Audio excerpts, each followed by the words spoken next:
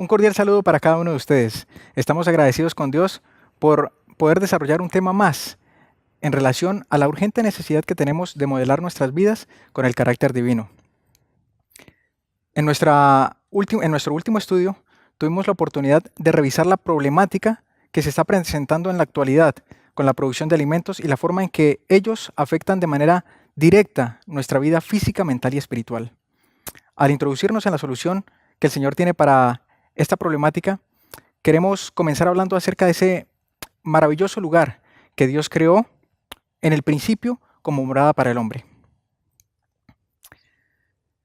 Cuando Dios creó al hombre, no planeó que viviera dentro de 4 paredes, sino en un hermoso jardín. Una alfombra verde de colinas y valles, adornado por innumerables flores y exuberante vegetación, ríos cristalinos y cascadas, y una maravillosa vista de oro y piedras preciosas en la superficie, como lo menciona Génesis 2, 11 y 12.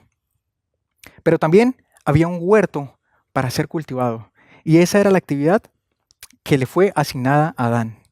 Miren lo que dice Eventos de los Últimos Días en relación a esto. La página 96.1, el párrafo 1.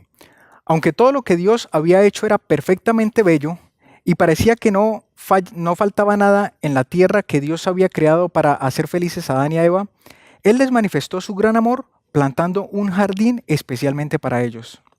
Una porción de su tiempo debía ocuparse en la alegre tarea de cultivar el jardín y otra en recibir la visita de los ángeles escuchando su instrucción y en feliz meditación. Ellos distribuían el tiempo básicamente en 3 partes. La primera era la tarea de cultivar el huerto. La segunda era recibir a los ángeles para atender a su instrucción. Y la tercera era pasar tiempo en una feliz meditación, tal vez caminando por senderos debajo de árboles, nadando en el río o jugando con cachorros de león y la diversidad de animales que habían en este lugar. Pero todo giraba en contacto con la naturaleza. Cuando entró el pecado, Dios tuvo que mandar a su Hijo a vivir a esta tierra. ¿Y en qué condiciones viviría el Hijo de Dios en este lugar? Eventos de los Últimos Días dice lo siguiente. ¿Cuáles fueron las condiciones escogidas por el Padre Infinito para su Hijo? Un lugar apartado en los collados de Galilea, las horas de estudio junto a su madre, con el rollo abierto de las Escrituras, la tranquilidad de la aurora o del crepúsculo en el verdeante valle, las santas actividades de la naturaleza, el estudio de la creación y la providencia, así como la comunión del alma con Dios. Tales fueron las condiciones y las oportunidades que hubo en los primeros años de la vida de Jesús. Allí dice que Jesús nació y fue educado en un lugar apartado de las ciudades, que sus actividades se relacionaban directamente en un vínculo estrecho con la naturaleza, y que no asistió a la escuela de los rabinos, sino que fue educado por su misma madre.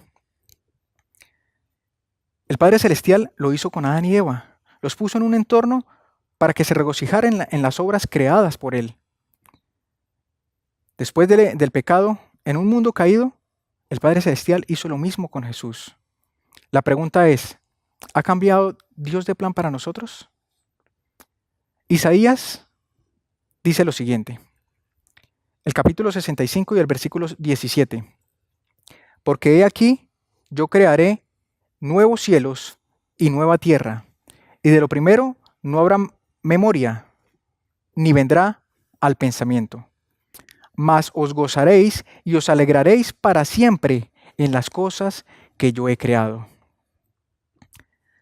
El salmista David decía, cuando veo los cielos, obra de tus dedos, la luna y las estrellas que tú formaste, digo, ¿qué es el hombre para que tengas de él memoria y el hijo del hombre para que lo visites?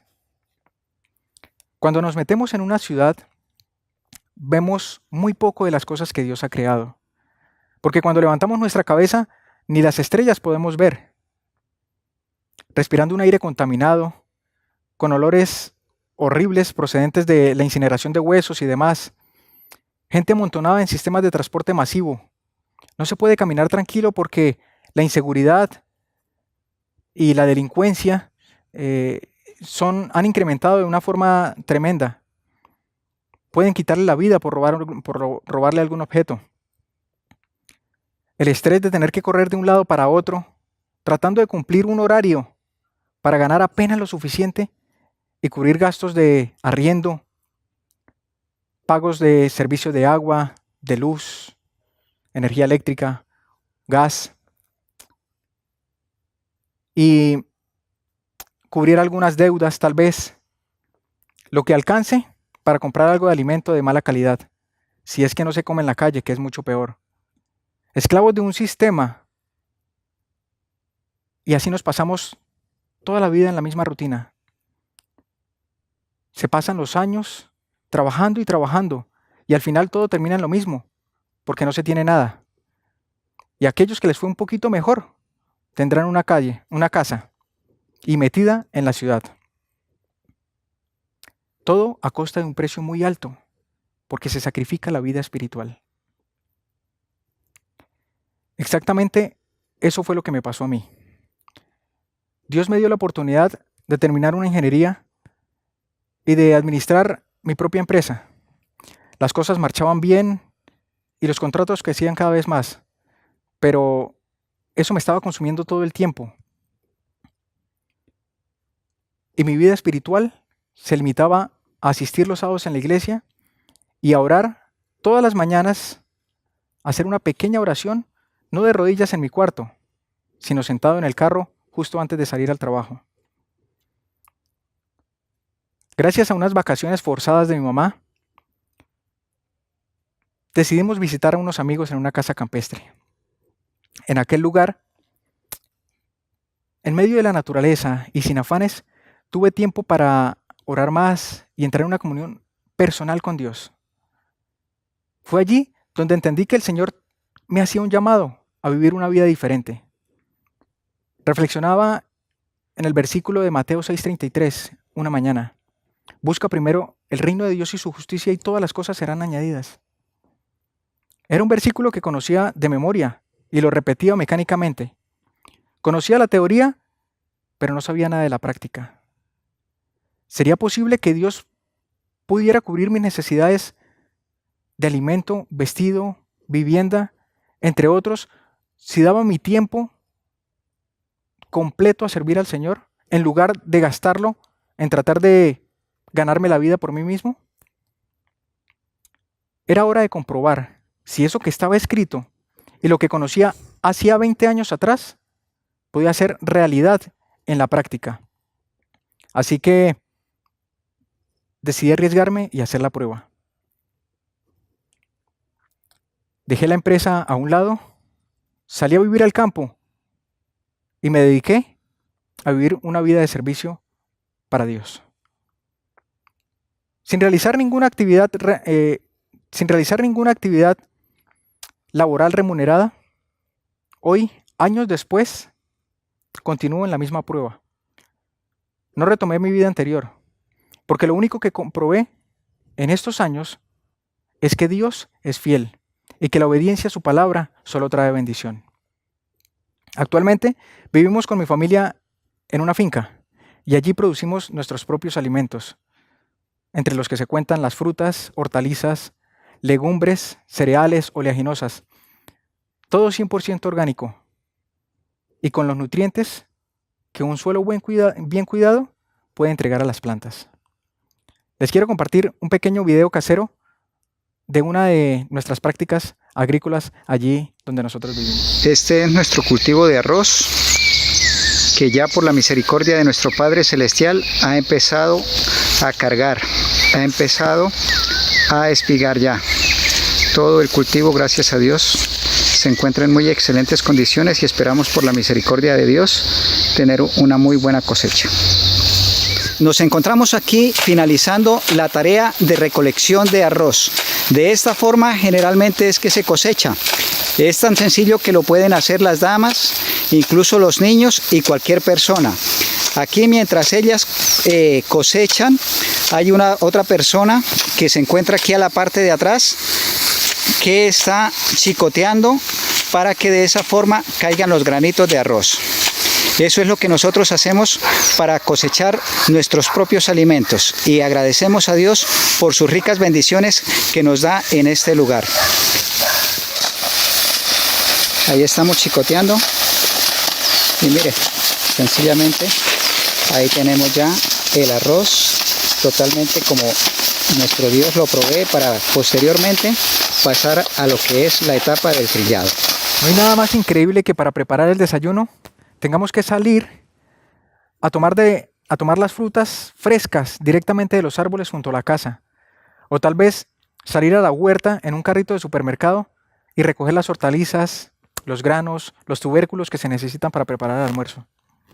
Y después de sentarse a la mesa y ver ese plato de comida, recordar todo el proceso, desde la preparación de la tierra hasta que se coloca la semilla, la limpieza, el riego, la fertilización, la cosecha.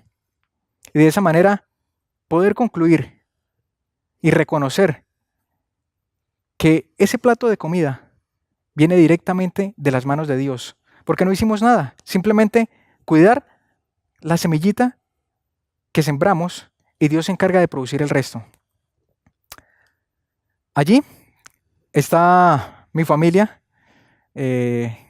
compartiendo algo de la cosecha de ese lugar donde estamos nosotros. Todos disfrutamos del trabajo de la huerta, hombres y mujeres. También los padres salen con sus hijos a trabajar al campo y allí se aprenden lecciones maravillosas. Este es el lugar de la entrada de donde vivimos actualmente, adornada con árboles de algunos colores. Cultivos como la yuca, por ejemplo, o el ñame, los sembramos nosotros a escala para tener de forma permanente todo el año. Aquí tenemos una de las huertas. Al fondo tenemos algo de maíz, tenemos soya sembrada y maní. Y esta es una de las coles o repollos que se producen allá en este lugar, 100% orgánicas y que hacen parte de nuestras ensaladas a diario. Aquí tenemos un primer plano de una papaya que está a punto de madurar. Por estas experiencias y más, quisiera poder compartirles a ustedes 3 razones importantes por las cuales deberíamos vivir en el campo. Existirían muchas más razones, pero no quiero extenderme demasiado, así que empecemos con la primera. La primera razón para vivir en el campo es porque Dios lo dice. Una y otra vez el Señor ha instruido a los miembros de su pueblo a que saquen sus familias de las ciudades y las lleven al campo, donde puedan cultivar sus propias provisiones, porque en el futuro el problema de comprar y vender será muy serio. Ahora deberíamos prestar atención a la instrucción que se nos ha dado vez tras vez. Salid de las ciudades e id a los distritos rurales, donde las casas no están apiñadas unas al lado de otras, y donde estaréis libres de la interferencia de los enemigos. Eventos de los últimos días, página 87, párrafo 5. Como adventistas del séptimo día sabemos que vivir en las ciudades es una verdad que Dios nos ha dejado. Pero parece que algunos estamos esperando que otros nos convenzan de esa verdad. O tal vez queremos entender el tiempo en el que debemos salir. Pero la pregunta es, ¿debemos entender para obedecer? ¿O cuando obedecemos entendemos? La gente quiere entender primero para obedecer a Dios. Pero cuando hacemos eso, desechamos la fe y ponemos nuestros pensamientos por encima de Dios como fuente de verdad. Por eso Dios a veces obra de formas que no entendemos. Abraham, por ejemplo, le pidió que sacrificara a su propio hijo, el hijo de la promesa que él mismo le había dado. ¿Por qué Dios pide cosas que no podemos entender? Para desarrollar la fe. Y el desarrollo de la fe no tiene nada que ver si entendemos o no. Tiene que ver si lo conocemos a Él o no. Tiene que ver con una relación personal, si podemos identificar su voz, si podemos reconocer lo que Él nos está pidiendo a nosotros. La primera razón para salir a vivir al campo es porque Dios así lo dice. Y contra eso no hay argumentos, porque Dios siempre quiere lo mejor para sus hijos. Quizás como el pueblo de Israel con Moisés, que estaban frente al Mar Rojo, y el Señor le dice, dile al pueblo que marche hacia dónde. No había camino, pero debían obedecer, y después de obedecer, entenderían el porqué. Nuestra segunda razón, porque hay bendiciones en la obediencia. Ni una familia en 100 se beneficiará física, mental o espiritualmente por residir en la ciudad. La fe, la esperanza, el amor y la felicidad se adquieren con facilidad mucho mayor en los lugares retraídos, donde hay campos, colinas y árboles. Enviad a los hijos a escuelas ubicadas en la ciudad, donde toda clase de tentación aguarda para atraerlos y desmoralizarlos. Y la obra de edificación del carácter será 10 veces más difícil, tanto para los padres como para los hijos. Eventos de los últimos días, página 100, párrafo 1. Ni una familia en 100 se beneficiará por vivir en las ciudades. En el campo se desarrolla mucho mejor la fe y el amor. El carácter se desarrolla 10 veces más fácil y es lo único que vamos a llevar al cielo, nuestro carácter. Obtenemos bendiciones físicas, mentales y espirituales por vivir en el campo, porque de manera natural, residiendo en un lugar en medio de la naturaleza, podemos obedecer las leyes de la salud. Al trabajar la tierra, hacemos ejercicio que fortalece nuestros músculos y al hacerlo al aire libre, recibimos los beneficios de la luz del sol y asimismo el aire puro que los árboles se encargan de producir. Dulce es el sueño del trabajador, dice la Biblia. Después de una actividad física, se descansa mucho mejor. Y este ejercicio al aire libre nos sirve y nos lleva necesariamente a tomar más agua. Además, el horario en el campo es mucho más regular. Nos acostamos a horas más temprano, nos levantamos a horas más temprano y todos los horarios son más regulares. Entonces somos más temperantes y la confianza en Dios está implícita cuando colocamos una semillita en la tierra, porque es Dios quien nos va a alimentar a través de eso. No podemos hacer nada para que ella crezca y dé fruto, pero nuestra confianza en Dios está puesta en que Él la va a hacer germinar. Entonces hay ricas bendiciones al vivir en el campo. Nuestra tercera y última razón es porque la propagación del mal dentro de las ciudades ha incrementado. En el mundo entero, las ciudades se vuelven semilleros de vicio. Por doquiera se ve y oye el mal. En todas partes se encuentran incentivos a la sensualidad y la disipación. Las ciudades en nuestros días se están volviendo rápidamente como Sodoma y Gomorra. Eventos de los últimos días, página 113, párrafo 1.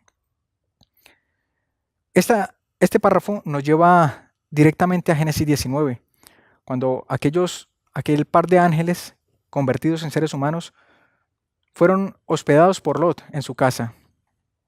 Allí se acercó un grupo de hombres porque querían tener intimidad con ellos.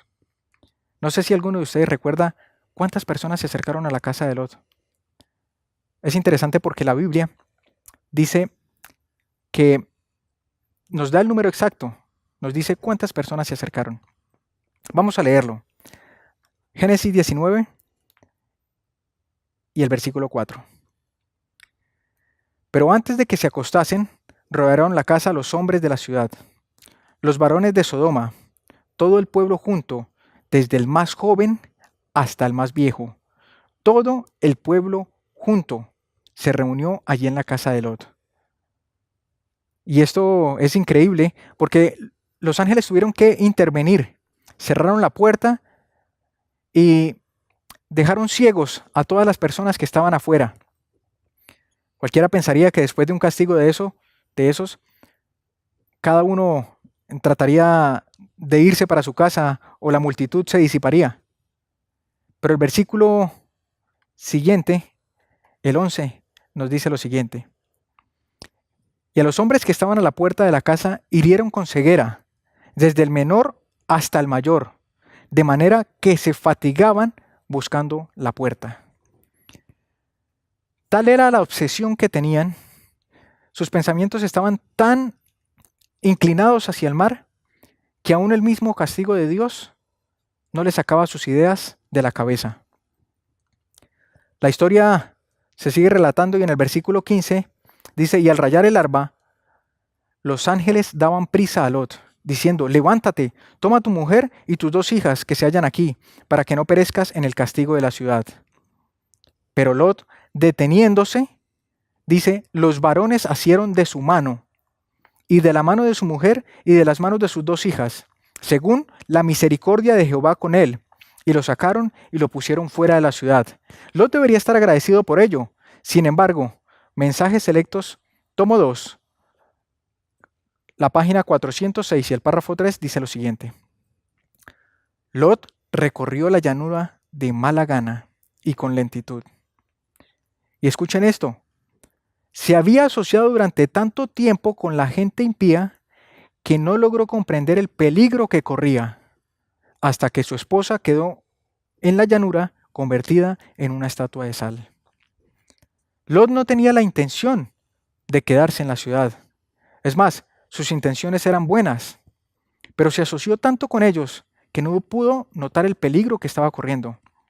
Notemos lo que dice Patriarcas y Profetas, la página 146. Cuando Lot se estableció en Sodoma, estaba completamente decidido a abstenerse de la impiedad y a mandar a su casa después de sí que obedeciera a Dios. Pero fracasó rotundamente. Las corruptoras influencias que lo rodeaban afectaron su propia fe y la de sus hijas. Y la unión de sus hijas con los habitantes de Sodoma vinculó hasta cierto punto sus intereses con el de ellos. Esto es un llamado urgente, hermanos. El Señor, vez tras vez, nos dice que no debemos asociarnos ni vivir dentro de las ciudades. Sin embargo, hay una recomendación importante. Eventos de los últimos días, página 123.4. No por eso, no porque el llamado es urgente, debemos salir de forma desesperada y sin ningún objetivo claro. Dice este párrafo, que todos tomen el tiempo necesario para realizar cuidadosas consideraciones, para que no sean como el hombre de la parábola que comenzó a edificar y luego fue incapaz de terminar. No debe realizarse ningún movimiento sin considerar cuidadosamente ese movimiento y sus resultados. Todo debe ser tenido en cuenta. Hay que tenerlo todo en cuenta. Sin embargo, el llamado no deja de ser urgente. La conducción del niño, la página 291, dice así. A los padres, el Señor hace llegar este grito de alarma. Juntad a vuestros hijos en vuestros hogares, separadlos de aquellos que desprecian los mandamientos de Dios, que enseñan y practican lo malo. Salid de las grandes ciudades tan pronto como sea posible. La versión original en inglés dice tan rápido como sea posible. Quiero terminar con una ilustración. Un hombre empresario, queriendo enseñarle a su hijo lo que es ser pobre y la terrible vida que tienen algunas personas, lo llevó a la montaña para que pasara un par de días con una familia campesina. De regreso a casa en el automóvil, aquel padre le preguntó, ¿y cómo estuvo la experiencia? El niño respondió con la mirada puesta en el horizonte, muy buena. ¿Y qué aprendiste?, insistió el padre. Bueno, aprendí que nosotros tenemos un perro y ellos tienen 4. Que nosotros tenemos un jacuzzi y ellos tienen un río sin fin de agua cristalina. Que nosotros, para escuchar música, usamos la computadora, pero ellos tienen una perpetua sinfonía instrumental interpretada por golondrinas y variedad de aves. Que nosotros estamos, para protegernos, cercados de muros y sistemas de alarma, pero ellos tienen sus puertas abiertas porque Dios cuida de ellos y porque no hay inseguridad en ese lugar. Que nosotros estamos conectados a teléfonos inteligentes, que estamos conectados a las redes sociales y a la televisión, pero ellos están conectados a la vida, están conectados a la naturaleza a través de sus siembras y también conectados a la vida, también conectados a su familia y a Dios el Creador. El hombre, sorprendido por la profundidad de la respuesta de su hijo, no pudo decir mucho más, pero aquel niño terminó diciendo: gracias, papá, por enseñarme lo pobre que somos nosotros y lo rico que son ellos. Para finalizar, esta cita de la ciudad al campo, la página 14 y el párrafo 3. Insto a nuestro pueblo a que convierta la búsqueda de la espiritualidad en la obra de su vida. Cristo está a la puerta. Por eso digo a nuestro pueblo: no consideréis que es una privación ser llamados a dejar las ciudades para trasladaros al campo. Allí esperan abundantes bendiciones. Al contemplar las escenas de la naturaleza, las obras del Creador, y al estudiar la obra de la mano de Dios, seréis transformados imperceptiblemente a la misma imagen de Dios. Mis hermanos, el llamado es un llamado urgente. Y oro para que la experiencia que Dios me ha permitido vivir, que ha sido grandiosa, extraordinaria, y no la cambiaría por nada, usted también pudiera vivirla. Nos vemos en el siguiente tema. Que el Señor les bendiga grandemente.